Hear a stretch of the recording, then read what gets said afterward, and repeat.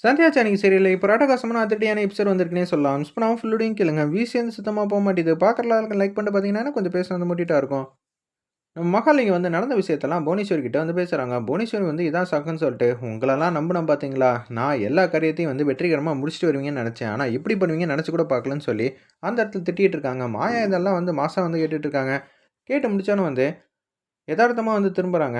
என்னது எப்ப பார்த்தாலும் புவனேஸ்வரி வந்து மொதல்ல தோக்குற மாரி நம்மள வந்து திட்டிக்கிட்டு இருக்கா. நம்மளாவது திட்டம் போடுறத கடைசி நேரத்தில தான் வந்து தோக்குறோம். ஆனா புவனேஸ்வரி ஆரம்பத்திலேயே நெனச்ச இடத்திலேயே வந்து தோத்துப்புட்டு நம்மள வந்து திட்டுற மாரி ஆயிப்போச்சே. இதெல்லாம் நமக்கு தேவையாங்கிற மாரி மகாலிங்க எதார்த்தமா திரும்பும்போது ஆப்போசிட்ல மாயா இருக்காங்க. ஒருவேள மாயா எல்லாத்தையும் கேட்டிருப்பாளோ?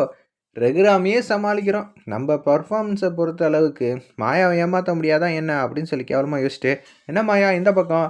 "இல்ல நீங்க யார்கிட்ட ஃபோன்ல பேசிட்டு இருந்தீங்க? தெரிஞ்சுக்கலாமா?" அப்படின்னு சொல்லி மாயா வந்து இக்க வச்சு பேசுறாங்க. "என்னோட சொந்தக்கார பொண்ணுகிட்ட பேசுறேன்." "ஆமாமா, உங்களுக்கு கூட நெருங்குன சொந்தம் தானே." "என்ன சொல்ற மாயா? அவங்க பேரு கூட புவனேஸ்வரி, புவனேஸ்வரின்னு ஆரம்பிக்கும்." "கரெக்ட்டா?" "நீ தப்பா புரிஞ்சுகிட்டு இருக்க. நான் என் சம்சார வீட்ல இருக்கிற சொந்தக்காரங்கள்ட்ட தான் பேசிட்டு இருந்தேன்." "சரி, சரி. நான் உங்கள பத்தி இருக்கிற விஷயம்லாம் ஆரம்பத்திலேயே வந்து சும்மா கிழின்னு கிழிச்சிருக்கணும். அத்தை சம்மந்தப்பட்டுருக்காங்க. நீங்க சாருமதி வந்து சீனுக்கு பக்கத்தில உட்கார வச்சீங்கள்ல, அதில நீங்களும் அத்தையும் கூட்டுங்கிற ஒரே காரணத்தினால தான் சொல்லாம விட்டுருக்கேன். புவனேஸ்வரி அது வெளியில இருந்து நம்ம குடும்பத்த வந்து பழி வாங்கணும்னு நெனைக்கிறா. நீ வீட்டுக்குள்ள இருந்துகிட்டே வந்து பழி வாங்கணும்னு நெனைக்கிற. நீ இந்த குடும்பத்தில ஒரு சொந்தம்னு நெனச்சு தான் நான் பேசிட்டு இருக்கேன். சொந்தக்காரன் செய்ய வேண்டிய வேலையா இது?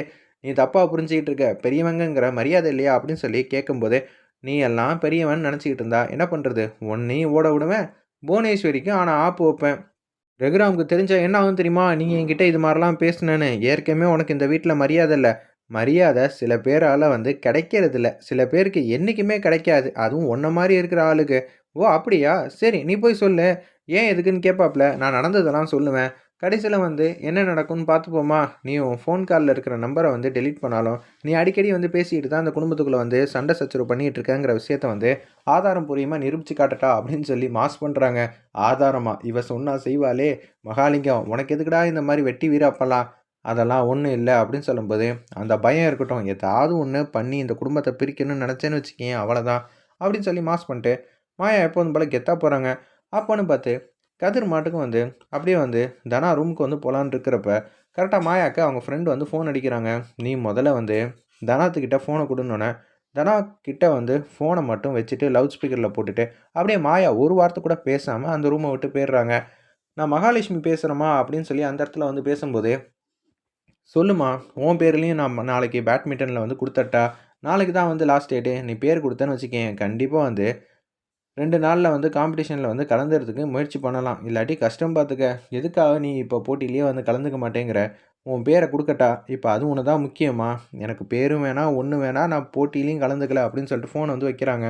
இத வந்து நம்ப கதிர் வந்து கேட்டுட்டாங்க.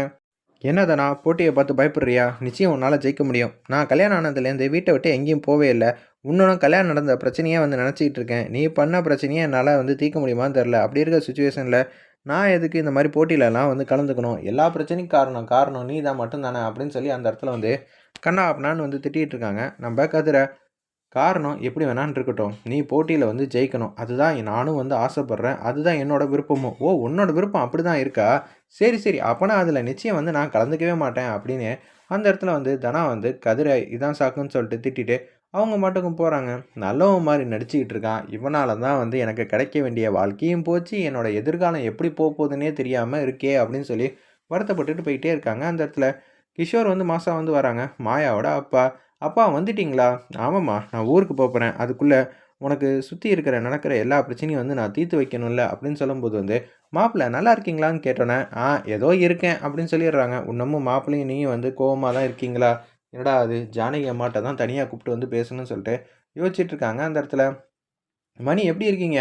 "மணின்னு சொல்லக்கூடாது. எனக்கு கோவம் வந்துரும் பார்த்துக்கங்க." அப்படின்னு சொல்லி மணி வந்து பேசுறாங்க. "ஏன் என்னாச்சு?" "சம்மந்திங்கிற மாரி உரிமையா பேசணும்ல." அப்படின்னு சொல்லி கிண்டல் அடிச்சு பேசுறாங்க. "மாயாக்கு நீங்க தான் வந்து அப்பா ஸ்தானத்துல இருந்து எல்லாமே பண்றீங்க. நான் மாயா விட்டு குடுத்தாலும், நீங்க வந்து மாயா வந்து விட்டு குடுக்க மாட்டீங்க போல இருக்கே. எத்தன பேர் எதிரா இருந்தாலும், நீங்க மாயாக்கு வந்து எதிரா ஏதாவது ஒரு பிரச்சனை வந்துச்சுன்னா, மாஸ் பண்ணிடுறீங்களாமே. அப்படியெல்லாம் என்ன உங்க பொண்ணு சொன்னுச்சா?" "ஆமா, மாயா தான் சொன்னாங்கிற" மாரி கியூட்டா அழகா வந்து அவங்க 2 பேரும் சுவாரஸ்யமா பேசிட்டு இருக்காங்க. சரி, அவர் பேசிட்டே இருப்பாரு. உள்ள வாங்கன்னு சொல்லி ஜானகி வந்து கூட்டிட்டு வந்து உள்ள வந்து போறாங்க. அப்பன்னு பார்த்து ஜானகி அம்மாலேருந்து எல்லாரும் வந்து இருக்காங்க. ரகுராம் எங்கங்கிற மாரி கேட்குறாங்க அந்த இடத்துல. எது செஞ்சாலும் நல்லதுக்கு தான் இருக்கும் அப்படின்னு சொல்லி பேசிட்டு இருக்கிறப்ப, எல்லாரும் வந்து மூஞ்சி குடுத்தே பேச மாட்டேங்கிறாங்க அந்த இடத்துல. அப்பன்னு பார்த்து நம்ப ஜானகி கிட்ட மட்டும் தனியா பேசணும்னு சொல்லிட்டு வெளியில வந்து வராங்க. பத்மாவும், பார்வதியும் இத வந்து ஜன்னல் வழியா எட்டி பார்த்துட்டு இருக்காங்க. இந்தாங்க தாலி பிரிச்சு கோக்குற ஃபங்ஷன் வந்து சீர சிறப்புமா செம்மையா வந்து நடத்தி குடுங்க மாயாக்கு. இந்தாங்க என்னால முடிஞ்ச செயினுன்னு சொல்லி ஒரு 5 பவுன்ல வந்து செயின் வந்து குடுக்குறாங்க அந்த இடத்துல. நம்ம ஜானகி அம்மாட்ட, ஓ! நமக்கு வந்து சொத்து குடுக்கக்கூடாதுன்னு சொல்ட்டு, இப்ப தாலி பிரிச்சு கோக்குற ஃபங்ஷன் வேற வந்து ஜமாச்சிரலான்னு சொல்லி இருக்காங்களா? அந்த ஃபங்ஷன் நம்பள மீறி நடந்துருமா என்ன? மாயா கழுத்துல வந்து மஞ்ச கயிறு இருக்கிறப்பயே, அவ இந்த ஆட்டம் போட்டுக்கிட்டு இருக்கா. அவளுக்கு மட்டும் வந்து உறுதி குடுத்துட்டாங்க, அவ்வளதான். இந்த வீட்டோட அங்கீகாரமே குடுத்த மாரி ஆயிடும். தாலி பிரிச்சு தங்கத்துல போட்டா அந்த வாழ்க்கை உறுதியாயிடும்ல. அத என்னைக்குமே வந்து ஒத்துக்க கூடாதுன்னு சொல்ட்டு, கேவலமா வந்து திங்க் பண்ணிட்டு இருக்காங்க பத்மாவும், பார்வதியும் அந்த இடத்துல. ரகுராம் வந்துட்டாப்ல. நீங்க அவர்ட்டயே ஒரு வார்த்தை பேசிருங்க. ரகுராம் நிச்சயம் வந்து என் பொண்ணு எது செஞ்சாலும் அது நல்லதுக்கு தான் இருக்கும். கடைசி நேரத்தில வந்து உங்க கௌரவத்த வந்து காப்பாத்துனா, நேத்தி வந்து சொத்து பஞ்சாயத்து ஹெவியா வந்து நடந்துச்சு. அது எல்லாத்தையும் வந்து என் பொண்ணு வந்து தீர்த்து வச்சா. அதே மாரி தான் அவ செஞ்சது எல்லாத்துக்கும் வந்து பின்னாடி ஒரு காரணம் வந்து இருக்கும். அந்த காரணத்த வந்து நீங்க வந்து புரிஞ்சுக்கங்க அப்படின்னு சொல்லி அந்த இடத்துல பேசுறாங்க. நல்லா யோசிச்சு பார்த்துட்டு, மாயா ஏன் இது மாரி செஞ்சா? ரகுராம் கிட்ட வந்து ஆதாரம் பூர்வமா வந்து யாராவது மாயா பத்தி தப்பா பேசினாலே, ரகுராம் வந்து சுளுக்கெடுத்துருவாங்க அவங்கள. அப்படி இருக்கும்போது, உங்க பொண்ணு தப்பு பண்ணியிருப்பாங்கன்னு நெனைக்கிறீங்களான்னு சொல்லி, அந்த இடத்துல சொல்றாங்க. சரி நான் சொல்றதெல்லாம் சொல்லிட்டேன். நான் ஊருக்கு போணும்னு சொல்லிட்டு, எல்லாருக்கும் போயிட்டு வரேன்னு சொல்லி கிஷோர் மட்டுக்கு போறாங்க. அப்பன்னு பார்த்து கார்த்திக்கிட்டேருந்து வந்து ஃபோன் கால் வந்து வருது. மாயாக்கு, நான் உங்கள பார்க்கணும். ஃபோட்டோ எடுத்து அனுப்பிச்சு வைக்கிறீங்களா? இல்ல, இல்ல. நான் உங்கள நேரடியா வந்து சந்திக்கணும். அப்படி சந்திச்சா தானே நான் நினச்சதெல்லாம் நடக்கும். உன்ன வந்து டிஷிம் டிஷிம் பண்ண முடியும். அந்த ஆதாரத்தையும் எடுக்க முடியுங்கிற மாரி நம்ப மாயா வந்து சூப்பரா வந்து யோசிச்சுட்டு இருக்காங்க அந்த இடத்துல. அப்பன்னு பார்த்து, நீங்க நினச்சது நடக்குமா? என்ன நடக்குங்கிற மாரி கார்த்தி வந்து கேட்டோனே, அதுவா நீங்க சந்தோஷப்படுறது அழக நான் நேர்ல வந்து சந்திக்கணும், நான் பார்க்கணும்னு ஆசைப்படுறேன். உங்களுக்காக தானே நான் இந்த ஊருக்கே வந்திருக்கேன் அப்படின்னு சொல்லி ஹேப்பியா வந்து பேசிட்டு இருக்காங்க. இருங்க ஒரு சில நாள்ல வந்து நம்ம சந்திச்சிருவோம்னு சொல்லிட்டு அந்த இடத்துல சொல்லிட்டு ஃபோன வந்து வச்சிடுறாங்க. பின்னாடி வந்து இத பத்மாவும், பார்வதியும் கேட்டுட்டாங்க. "என்னடா இது இப்படியெல்லாம் பேசிக்கிட்டு இருக்கா? ஒண்ணும் புரியலையே! ஒரு வேளை கேட்டிருப்பாங்களோ? சரி சமாளிப்போம். சமாளிச்சு பார்ப்போம். என்ன தப்பாயிட போது? அத்தை எப்படி அத்தை இருக்கீங்க? என் ஃப்ரெண்டு கிட்ட பேசிக்கிட்டு இருந்தேன். அவன பார்த்து ரொம்ப நாள் ஆச்சு. அதான் அவன பார்க்கணும்னு சொன்னேன். மத்தபடி எதுவும் இல்ல. இன்னொன்னு, இருங்க அத்தை என் ஃப்ரெண்டு கிட்ட நீங்க பேசுறீங்களான்னு சொல்லி ஃபோன் அடிச்சு குடுக்கலான்னு வராங்க அந்த இடத்துல. உன் ஃப்ரெண்டு கிட்ட நான் எதுக்குடி பேசணும்? எனக்கு என்ன தேவையாங்கிற மாரி அந்த இடத்துல சொல்லிட்டு, அவங்க மாட்டுக்கும் போறாங்க. ஒரு பக்கம் உச்சக்கட்ட கோவத்துல வந்து இருக்காங்க நம்ப சீனு. மாயா செஞ்சது எல்லாத்தையும் வந்து யோசிச்சு பார்த்துட்டே இருக்கிறப்ப, திடீர்னு சிரிக்க ஆரம்பிச்சிடுறாங்க. கோவத்துல இருக்காங்களா? சிரிக்கிறாங்களான்னே தெரியாத அளவுக்கு சீனு வந்து பெர்ஃபார்ம் பண்றாங்க. சீனு வந்து மாயாவுக்கு வந்து நன்றி சொல்லணும்னு முடிவு பண்ணிட்டாங்க. மாயா, நீ செஞ்சது இத்தன நாள் வரைக்கும் சரி, தப்புன்னு நான் சொல்ல மாட்டேன். ஆனா, இன்னைக்கு செஞ்சது முழுக்க முழுக்க வந்து சரி. என்னால செய்ய முடியாத விஷயத்த வந்து என் மனைவியா நின்னு நீ சாதிச்சிட்டல்ல.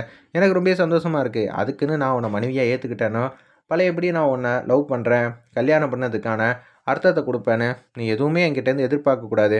நீ செஞ்ச உதவிக்கு நான் தேங்க்ஸ் சொல்லணும் ஆசைப்பட்டேன். இப்போ உன்கிட்ட நன்றி வந்து சொல்லிட்டேன்.